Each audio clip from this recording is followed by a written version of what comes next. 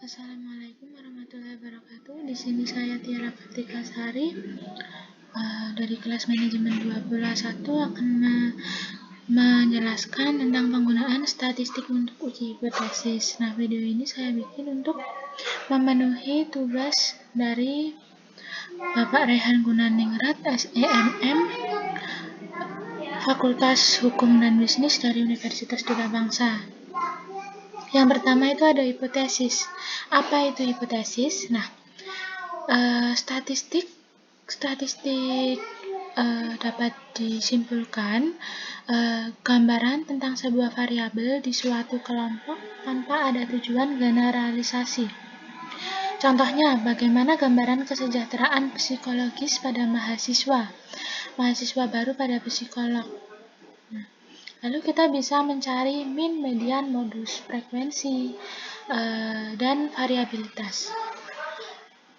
Untuk hipotesis statistik, terdapat hipotesis deskriptif, dugaan tentang nilai suatu variabel, hipotesis asosiatif, dugaan tentang hubungan antara dua atau lebih variabel, 3. Hipotesis komparatif, dugaan yang menyatakan perbedaan satu variabel pada dua atau lebih kelompok.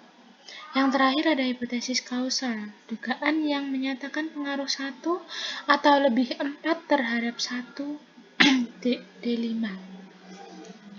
Pengertian hipotesis. Hipotesis berasal dari kata hipo yang artinya bawah dan tesis artinya pendapat. Jadi dapat diartikan pendapatan yang kebenarannya masih rendah atau kadar kebenarannya masih belum meyakinkan. Nah, hipotesis adalah dugaan atau jawaban sementara terhadap suatu masalah yang sifatnya praduga dan harus dibuktikan keberadaannya melalui suatu penelitian.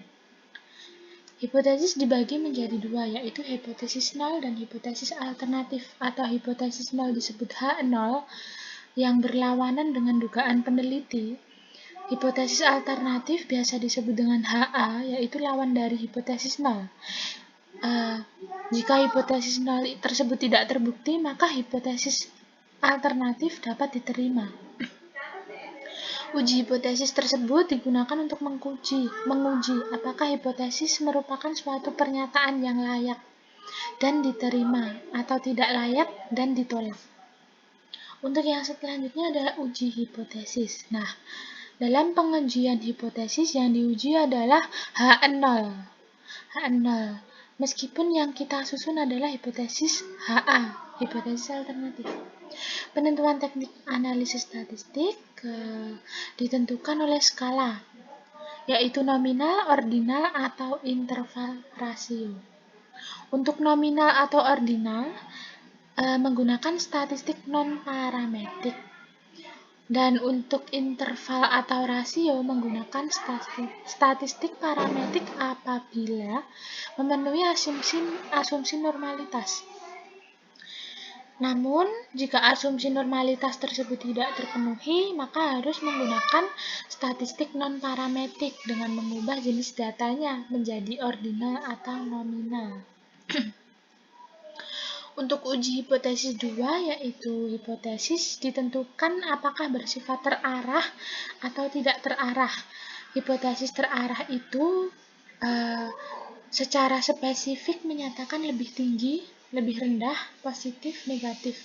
Jadi dinyatakan secara spesifik. Sedangkan hipotesis yang tidak terarah menyatakan adanya hubungan, ada pengaruh, ada perbedaan. Jadi belum tentu spesifik seperti hipotesis terarah. Ada atau tidak arah hipotesis akan menentukan keputusan untuk menerima atau menolak H0. Untuk hipotesis deskriptif. Apa itu hipotesis deskriptif? Nah, hipotesis deskriptif itu terdiri dari 3 jenis data, interval, ordinal, dan nominal. Untuk interval, contoh hipotesis yaitu hipotesis two-tail dan hipotesis one-tail. Hipotesis two-tail, HA itu memiliki min IQ mahasiswa baru berbeda secara signifikan. Namun, jika hipotesis one-tail, HA memiliki min IQ mahasiswa baru lebih tinggi secara signifikan, atau biasa disebut dengan one sample test. Untuk yang ordinal, HA merupakan urutan pilihan dalam memilih cuti melahirkan bersifat random, atau analisis statistiknya biasa disebut dengan run test. Untuk nominal, terdapat sama seperti interval, hipotesis two-tail dan hipotesis one-tail. Untuk nominal, hipotesis two-tail, HA merupakan jumlah mahasiswa berbeda secara signifikan dengan jumlah mahasiswa di prodi psikolog tersebut, dan one-tail, HA merupakan jumlah mahasiswa yang lebih sedikit. Nah, untuk analisis statistisnya disebut one sample atau square. Untuk hipotesis asosiatif. Nah, hipotesis asosiatif memiliki 3 jenis data, sama, interval, ordinal, dan nominal. Untuk interval, HA merupakan hubungan yang signifikan antara konsep diri dan prestasi akademik. Untuk one-tail, hubungan positif yang signifikan antara konsep diri dan prestasi akademik. Analisis statistiknya biasa disebut dengan korelasi Pearson.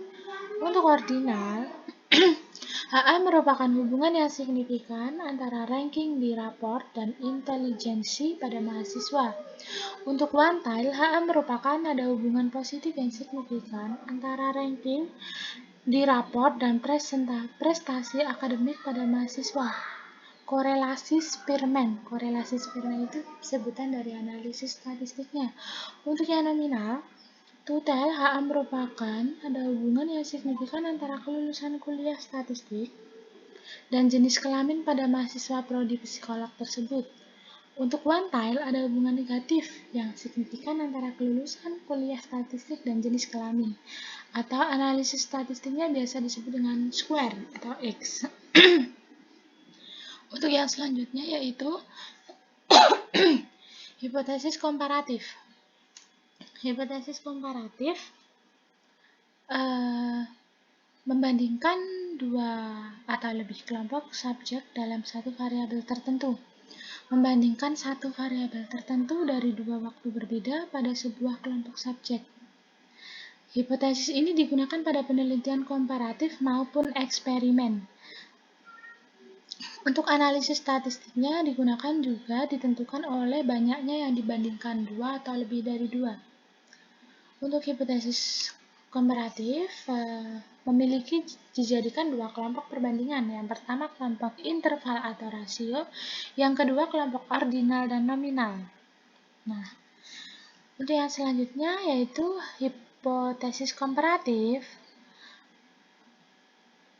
memiliki contoh hipotesis dan analisis statistik. Untuk interval, analisis statistiknya merupakan one way ANOVA F yang ordinal, Wailis H-test yang nominal, independent sample Chi-square. Nah, ini juga dari hipotesis komparatif, jadi banyak. Untuk ini tuh dua data dari satu kelompok, yang ini lebih dari dua data dari satu kelompok. Untuk hipotesis kausal, apa itu hipotesis kausal? Yaitu pengujian menggunakan analisis regresi. Jenis datanya dependent variable dan independent variable.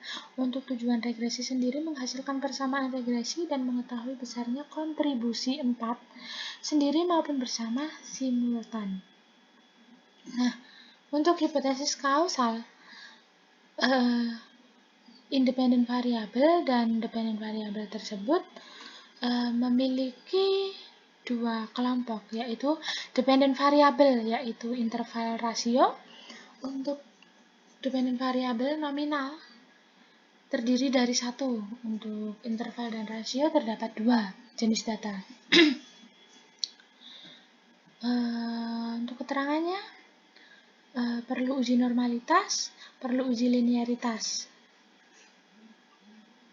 Dan coding adalah sebuah seolah-olah variabel baru disebut variabel dummy yang hanya berisi data 1 atau 0, di mana variabel baru ini berjumlah K1, di mana K sama dengan jumlah kelompok. Nah, ini contohnya. Ini contoh untuk dummy codingnya. Nah, yang nanti bisa dipraktekkan. Jadi seperti ini kurang lebihnya. Terima kasih. Jika ada salahnya saya mohon maaf. Wassalamualaikum warahmatullahi wabarakatuh.